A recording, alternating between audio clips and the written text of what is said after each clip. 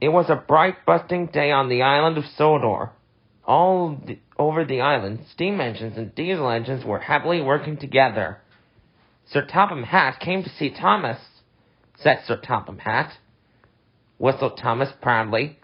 But when Thomas arrived at the quarry, he had a nasty surprise. Oil diesel, puffed Thomas proudly, said Thomas crossly, and he began working at once.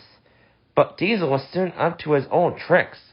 First, he shunted Thomas under the hopper, spluttered Thomas. Then, when Thomas let out steam, Diesel sniffed loudly. He cried. Explained Thomas, puffed Thomas, but he was upset. That night, Thomas stayed at the quarry, but he couldn't sleep. Thomas said sadly. Thomas was worried. The next day, Salty arrived. After he had been fueled, Diesel started to go faster and faster. He chuckled. Sighed Thomas. Even Mavis was excited by the new fuel. She said. Thomas was feeling left out. Soon, Diesel was showing off. He boasted.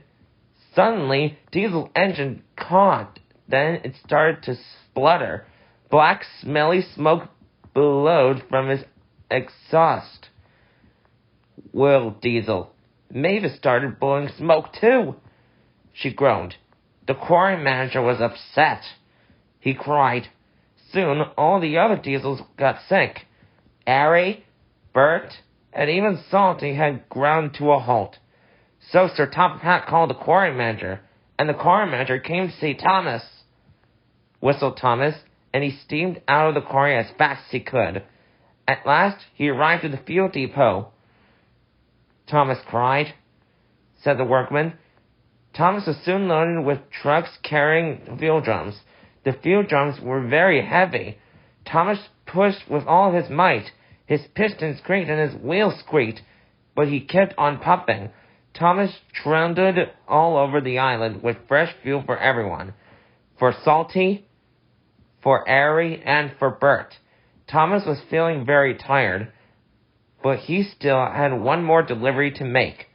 At the quarry, all the work had stopped. Diesel was as green as a leaf. Mavis was feeling very glum. Then he heard a wonderful noise. It was Thomas. He steamed into the quarry with one final puff. He cried.